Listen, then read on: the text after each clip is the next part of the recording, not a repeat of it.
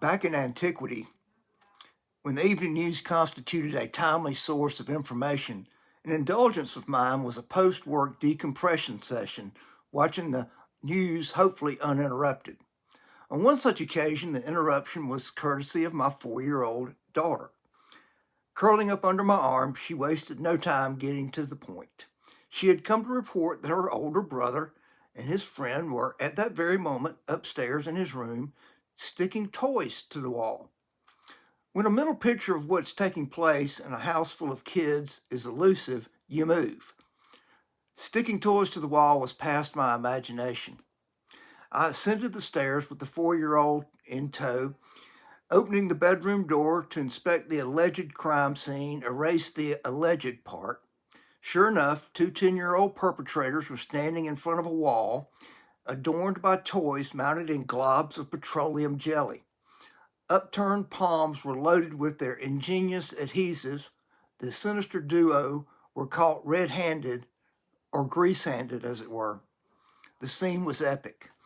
A jump rope suspended by equidistantly applied mounds of goo ran from chest high to knee high across the wall, with the end just under the windowsill. Placed along the jump rope were various toy trucks and cars ensconced in an oblong smear of Vaseline. Buying a lifetime supply of Vaseline at Costco to save $10 seemed like such a good idea at the time. The rhetorical questions flowed. Have you lost your mind? What are you doing? Etc. It's the familiar parental repertoire. Every once in a while, parents get unfettered permission to become unhinged, and we take it. My performance was best of the year, hands down. As my oration closed, the 4-year-old caught my attention. Standing just outside the doorway, her face glowed with an expression of enamored intoxication. Enthralled by the results of her reporting, she stood bathed in satisfaction.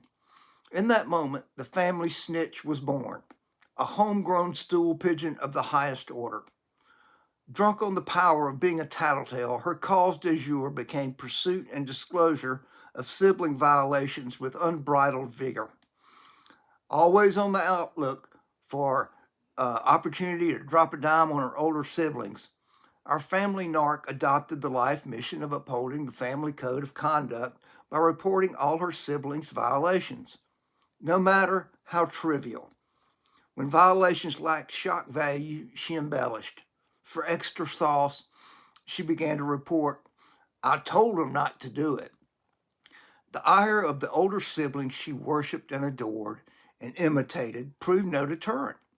Being less accomplished at everything, our 4-year-old had discovered the only superlative available.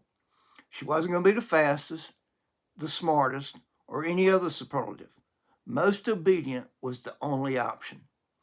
The righteousness that came with the title of most obedient was pursued with unwavering dedication.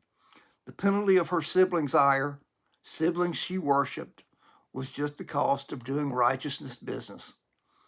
How do you explain the moral turpitude of being a chronic tattletale to a 4-year-old? Attempts to inspire reflection on her motives proved fruitless. In her mind, she was just doing the right thing. Suggesting to a 4-year-old her motive might be self-promotion at the expense of others only produces befuddlement. A 4-year-old's mind is not capable of processing the notion a hidden motive could be at play. Personal righteousness inebriation blinds adults. A 4-year-old has no chance. The practice of creating tattletale righteousness continued until the tables got turned. When her older siblings retaliated in kind, the principle of mutually assured destruction foiled her tattletale righteousness. When tattling ended up resulting in diminished righteousness, the practice stopped forthwith.